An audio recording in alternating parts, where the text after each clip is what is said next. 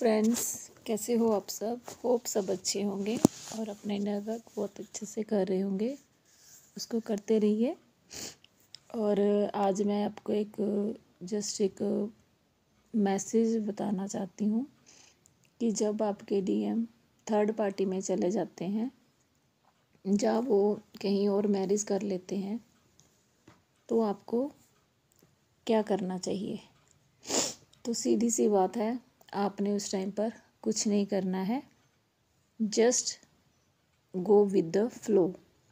मानती हूँ उस टाइम पर आपको दर्द होता है, तकलीफ़ होती है, लेकिन उस तकलीफ़ को आपने प्रेयर में कन्वर्ट कर देना है। डिवाइन से प्रेयर करनी है कि मुझे इस तकलीफ़ को सहन करने की शक्ति दीजिए।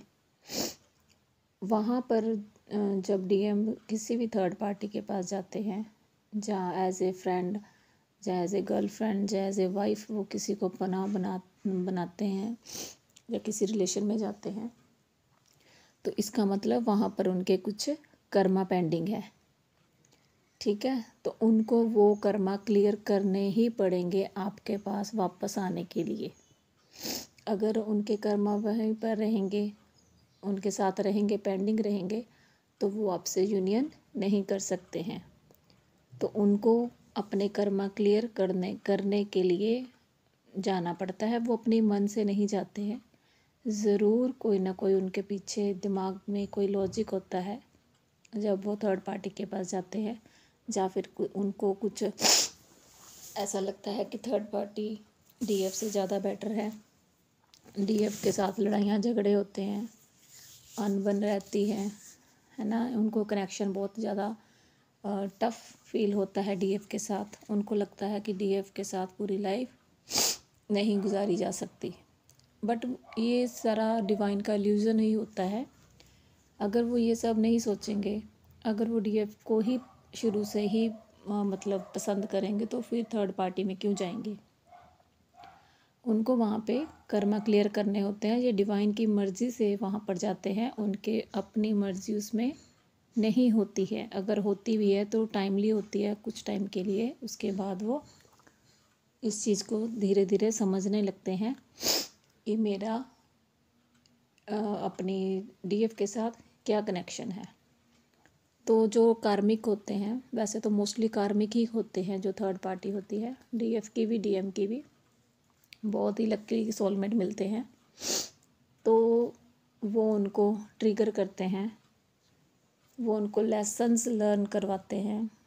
जहाँ जहाँ डीएफ ठीक होती है, वहाँ वहाँ वो गलत होते हैं। तो डीएम क्या है, उनमें कंपैरिजन करना शुरू कर देते हैं।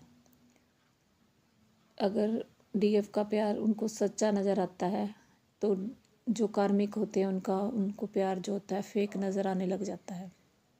उनको लगता है कि इसने सिर्फ शादी के लिए, पैसे के लिए ही मेरे साथ रिलेशन बनाया है या शादी की है। तो कुछ कार्मिक होते हैं जो इंटीमेसी के लिए करते हैं ये सब, तो वहाँ पर भी उनके कर्मा होते हैं। ये डिवाइनल गाइडेड जर्नी है, इसमें आप 1% अपना नहीं दे सकते हैं। जो डिवाइन चाहते हैं वही होगा। तो आप उस टाइम पर डीएम को बिल्कुल भी कर्स मत कीजिए, अपनी कार्मिक को, उनकी कार्मिक को कर्स मत कीजिए। यहाँ पर आपका फिर कर्मा बनेगा जो आपको क्लियर करना होगा।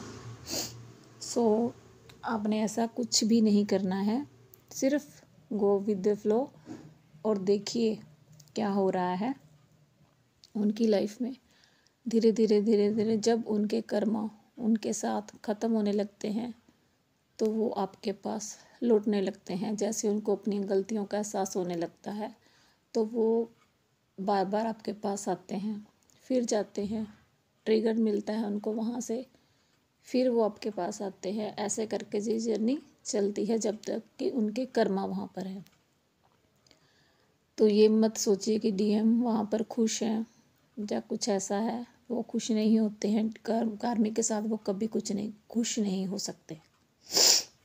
ठीक है, तो आपने वहाँ पर उनको कर्स नहीं करना है, उनकी हेल्प करनी है। हेल्प इन द सेंस ये नहीं है कि आपने 3D में जाकर उनको बोल दिया सब कुछ, नहीं।